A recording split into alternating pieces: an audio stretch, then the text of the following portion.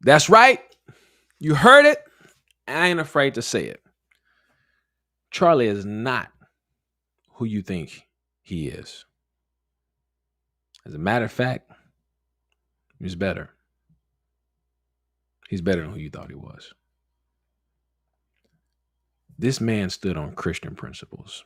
Now, whether you agree with Christian principles or not, that's debatable and that's on you. But I ain't afraid to say that Charlie stood on Christian principles.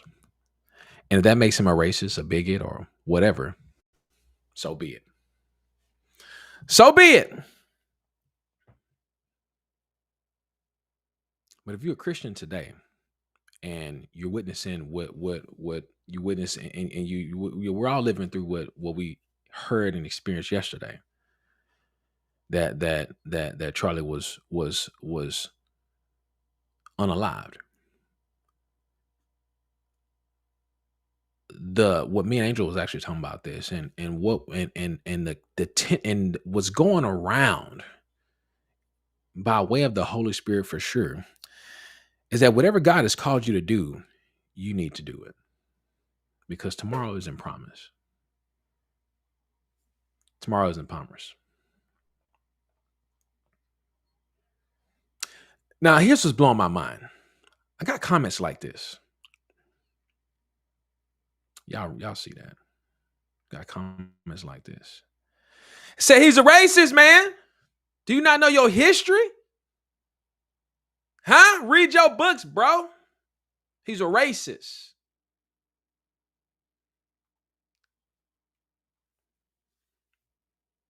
Just because someone disagrees with you does not give you the right to unalive them.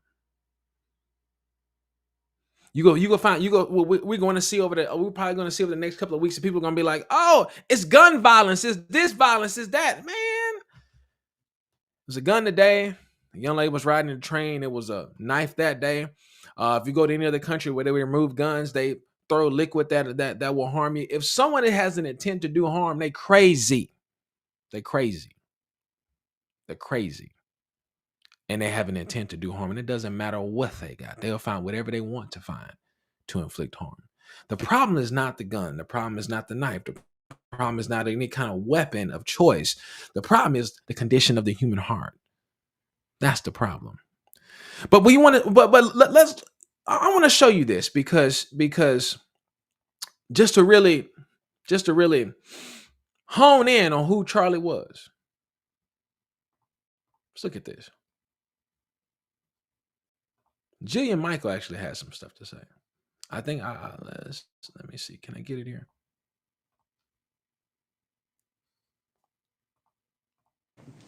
Do people realize sort of what Charlie was about?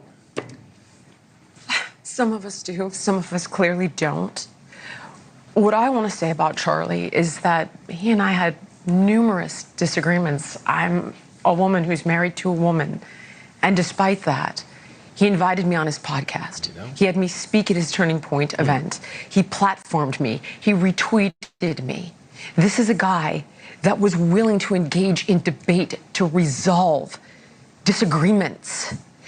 And the fact that I am seeing celebration, and I'm not going to point fingers. I'm not going to make this about any red, blue. I don't want to be divisive here, but this is disgusting.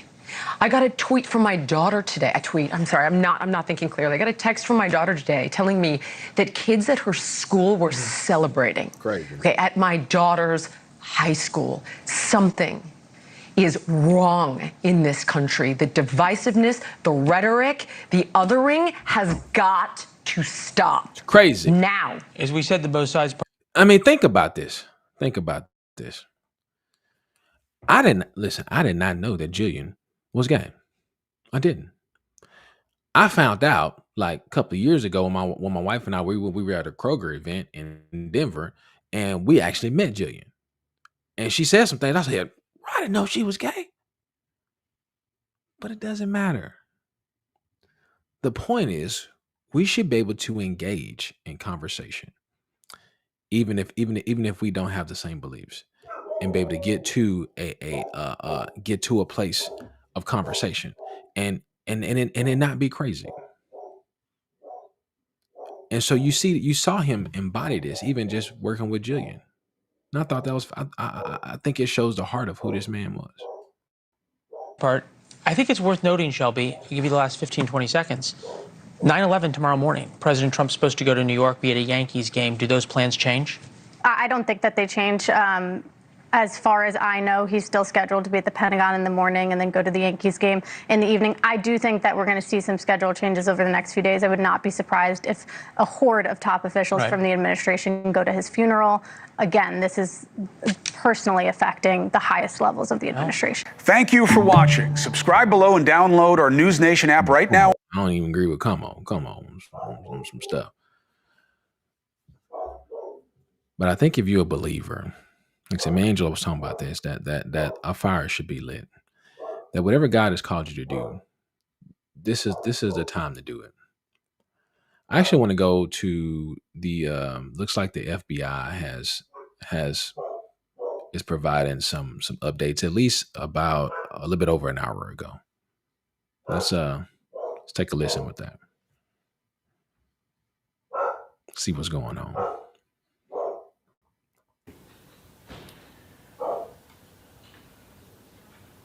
Just to recap yesterday's events, at around 12:20 p.m., political influencer Charlie Kirk was at Utah Valley University participating in a student-sponsored event with Turning Point USA. Charlie was shot at that event. He was transported to a local hospital where he later passed. Last night, his body was moved to the state office of the medical examiner. We will continue to facilitate movements to get him home today and with his family. Yesterday, during the investigative process, we located a couple of persons of interest. We interviewed those individuals, and after releasing them and after clearing them of being suspects, they faced scrutiny, they faced threats. We asked the public to be patient with the investigative process. These individuals were not suspects, they were people of interest. We ask that you do not impose into those people and that investigative process. They don't deserve that harassment for being subject to that. I ain't gonna lie, man. I'm a little confused. I think it's fascinating how the FBI can locate you if you didn't pay taxes on you didn't pay $600 in taxes. But we got video of this dude, and we got some posts of this dude, and we can't seem to find him. I don't know, man. It's just there's some things per the usual that don't make sense about this, right? And I think it's wild. So apparently they're still looking for this person. It's 11 minutes. The video is 11 minutes. They're still looking for this person. Here we go. Just pop the bubble on that one. Now, so many people will say, well, this man, Charlie was a racist. So here's what I did. I actually went to ChatGPT. Because again, do I know every single word that came out of his mouth? Absolutely not. I don't know. Let's see what ChatGPT says though. Because I want to know, because people are saying, oh man, Charlie, this dude is racist. He hated black people. Matter of fact, hold on. Before I do that, let me show you this. Look at this. Look at this mess. So somebody commented on one of my posts. He would literally celebrate your death. So somebody commented to me on Instagram.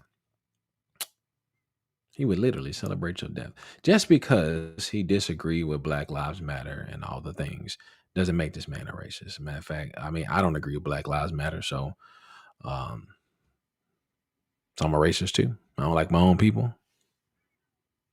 come on, y'all. Let's be reasonable. I have a real issue with people who can't reason.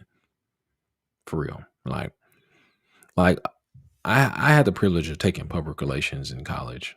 And what that taught me was that they have figured out a science to program your thought. And that absolutely fascinated me that we could legitimately, scientifically adjust the thoughts of people. And it blew my mind because I grew up in the rough side of Houston. And statistically, I was statistically supposed to not make it. Right. And people would look and say, because you came from this school and because you grew up on this side of town, you're probably going to be a menace to society and not make it. And I was just like, man, you do not know me. How can you determine what's going on in my mind and make some assumption that I'm not going to make it? I lost my parents before I graduated college. I lost my mom when I graduated before I graduated high school. Statistically, put me in a bad situation. I lost my father before I graduated college. I mean, statistically, put me in a bad situation. All the stacks were stacked against me. You know what I'm saying? And the programming to say that you're not going to make it. You're gonna be another statistic. You're destined for jail. You're destined for this. You're destined for that. It's like, how? Well, you don't even know me. And so I just never bought into the fact that I can be controlled. It's probably why I have problems with corporate America too. I like my autonomy. You know what I'm saying? It's crazy. But I want you to look. People, so I'm gonna do what everybody else does. We'll go to ChatGPT and just, was Charlie Kirk a racist? Let's look. Just see what chat says. Chatty says, I said, why are some people calling Charlie Kirk a racist? He said, denying white privilege. Kirk has said that the concept of white privilege is a myth and a racist lie. He strongly opposes critical race theory and frames many race-related education efforts as ideological. Critics argue that denying systematic racism disparity or refusing to acknowledge historical context minimizes or dismisses the lived experiences of racial minorities or ignores systematic issues. I definitely talked about that before. Actually, it's not racist. It's calling the facts what it is. And many will disagree. I don't care. Like, I really don't care. Because if we're going to talk about the real systematic issues, there are real systematic issues. There really is systematic issues. But the ones that are propaganda to us, to you, if you are viewed within one of those sects that are the one of those sections that is propaganda to, that ain't the real racism. The real racism is the Planned Parenthoods that are in minority that are in minority areas. Like, but we don't talk about that. You know what I'm saying? The real racism is and really this isn't really racism. This is just a system of control, which is popular, just government assistance. It's a system of control because everybody's on it. Everybody who take parts in it, it's irrelevant of color. But there was a time when they were really locking up black people for no good reason. And there was some presidents that was previously in office that celebrated that in his younger years. Who still said things like, you ain't black if you don't vote for me. That's racist. I'm serious, man. The stuff that actually is racist, we don't want to call out. But the things that are, I mean, the things that really are racist, we don't call out. But the things that that ain't racist. We want to call that out because that's what the news said we should call out. It's crazy, man. That makes me a racist. Guess you just put me right up there with Charlie then. It's crazy. Crazy because one of the videos that we have go viral on our travel channel, Thomas Family Life. If you're watching this on Thomas Family Life, one of the videos that went viral, that first video that went viral was the one that talked about how's it being black in RVing. And that's because we shared here's our experience of us traveling. That we've been programmed that everybody's racist. If we go anywhere, if we do anything outside of our community, we're going to get gunned down, pulled over, all the things, and go get sent to jail and beat. Man, dude, we traveled all over the country. We didn't have any problems. We had some prejudgments in one area, but that's human people, man. It's irrelevant. If you're gonna live this life and think that people are not gonna like you and expect everyone to like you because of how you look, everybody judges. Everybody has preconceived notions about everybody. It's in each culture, they all got the same issues. If you're from South America, if you from North to South or West to South America, wherever, everybody's gonna have something to say. It's the condition of the human heart.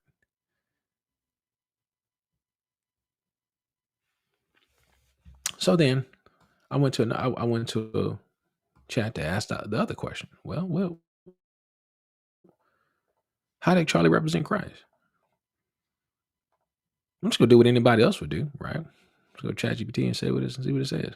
How did Charlie represent Christ? He was open about his profession of faith, right? He didn't keep his Christianity private. He spoke about Christ and his own faith journey. I think that should challenge every Christian right out the gates. Because how many times we in the marketplace or we at work and we just shut up? Because it's not nice to declare your Christianity when everybody else get to declare theirs. Everybody else get to go take their time to go pray in the closet somewhere, but not you. Everybody else gets to take off because they have a holy day, but not you. You don't want to take off on Sunday because you don't stand for it, right? You don't stand for that day or Saturday, whatever day you want to declare to be your religious day. We won't do that. We compromise all the time. Think about that.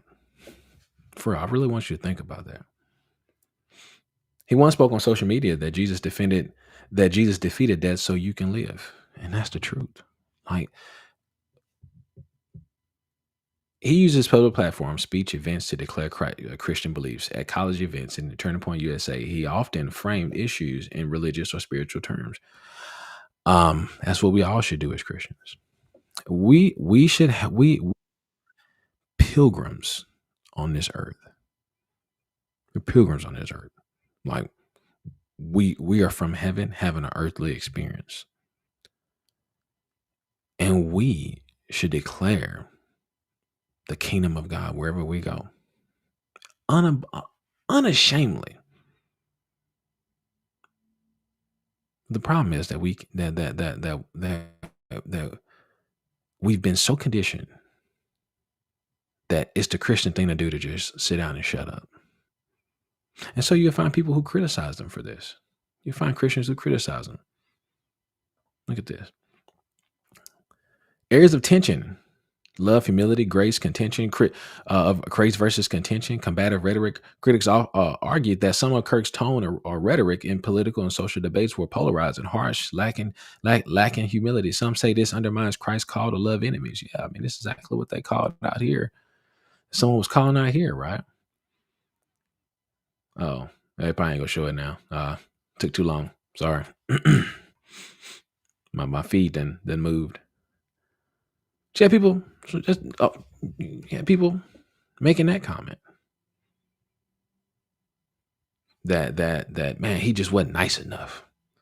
It's not the Christian thing to do to be nice. I mean, he didn't sit down and shut up. That's what Christians should do. I think when we look through Christian history, whenever there's been an uprising or things have changed, it's because finally a Christian said, screw this. This ain't right. And they stood up.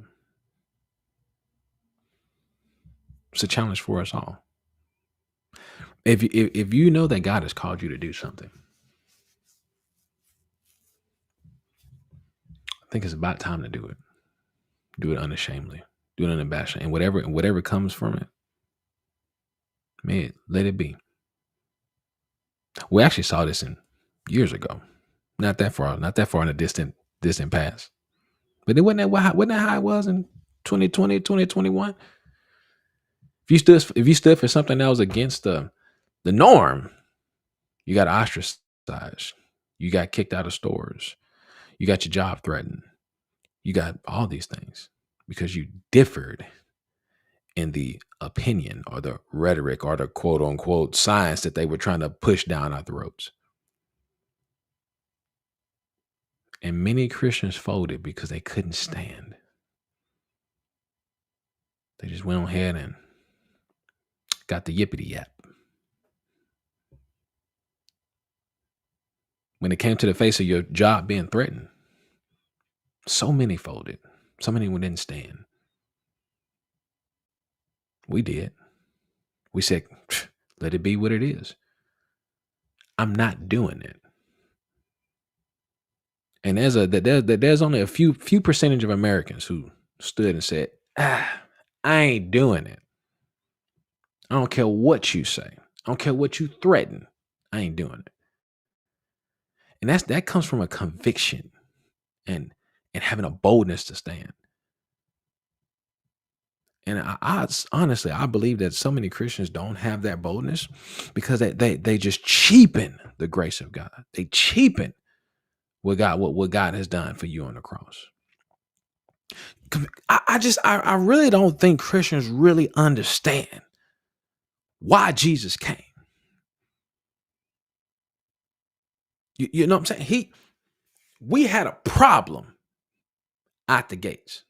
The problem was sin entered the garden, and we were in trouble as humanity. God wanted to be in relationship with us. Sin entered, and that relationship got severed.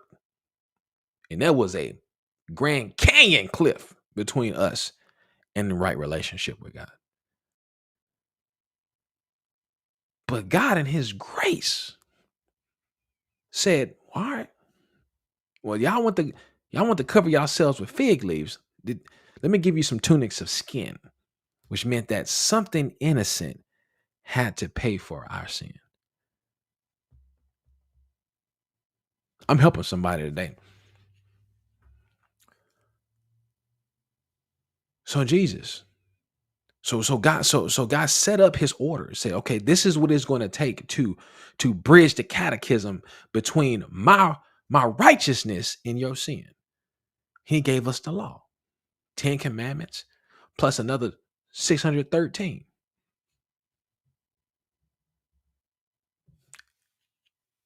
And he set up a people, Israel, to declare who he is to a fallen world who didn't know who he was anymore because they rejected everything about him from creation to them. They rejected everything. So he set up a people to say, hey, I am the God of the universe. To be that beacon of light. And then they kept messing up. Right? But he said, but through y'all, I'm a birth one who is going to complete this work for all of mankind.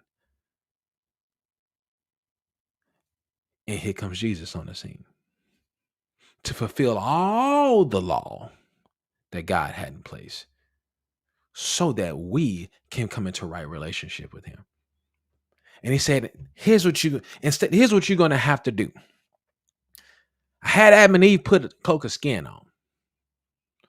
But for you, I'm going to make this even more simple for y'all. Make it even easier. My son is going to take on all my wrath. And all you have to do is believe that he did it for you, that I sent him, and what he did satisfied my wrath, and the innocence that was on his back, you will now take that innocence. All you have to do is believe. You have nothing else you need to prove to me. Nothing else. You just simply need to believe that he did it. Does that make sense? It's really that easy. And because it's that easy, we have such a big problem with it. We're like, no.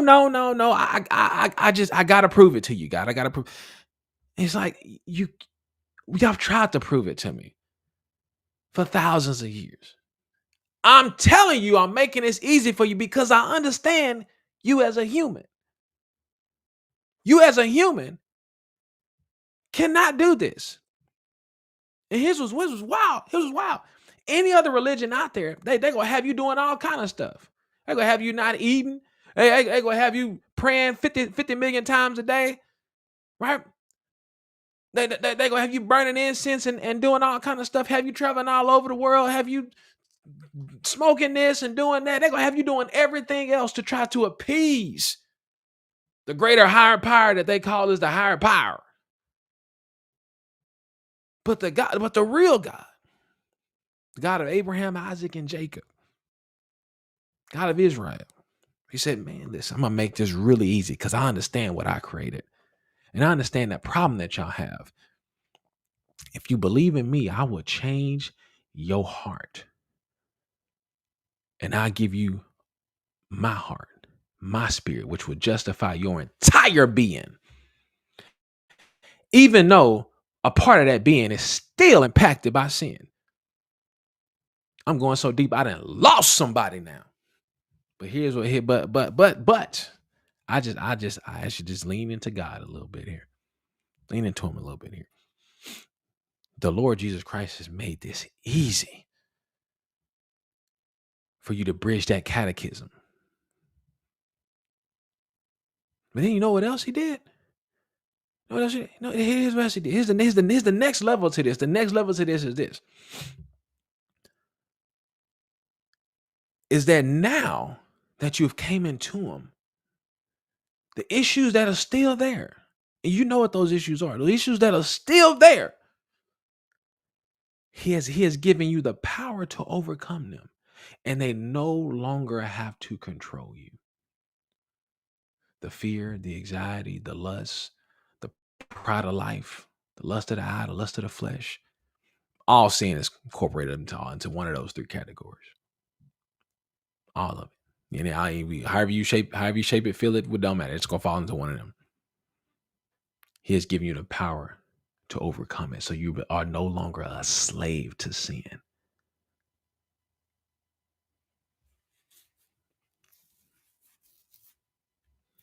So what I like about what Charlie did, and it's just in his life, is that he was not afraid, didn't back down.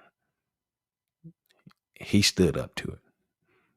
And he went and declared he went and declared the goodness of God to a generation that the enemy had had his own plan for. And he came in and challenged that plan.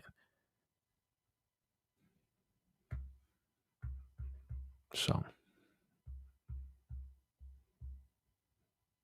they're still trying to find. They haven't found the shooter yet. Shooter's still at large. I think that's by design. Because the other part that Christians really have a hard time with is that we do live in a fallen world. And baby, the devil is real. He is very, very real.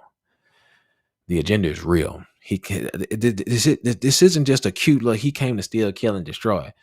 He came to steal, kill, and destroy. Those are real statements, man. And by the grace of God, we're covered, and so we're covered so many times. But when the times do come that there's a time of martyr, that it happens. He knows. He's in control of it all. And I have so many friends who are who are really shooken over this,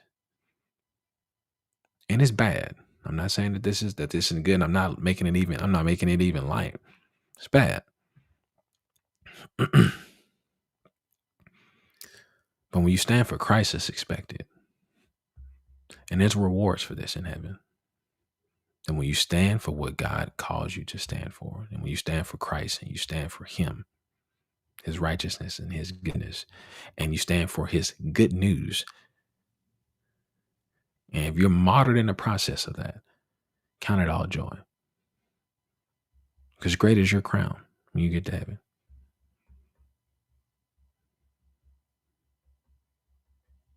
So,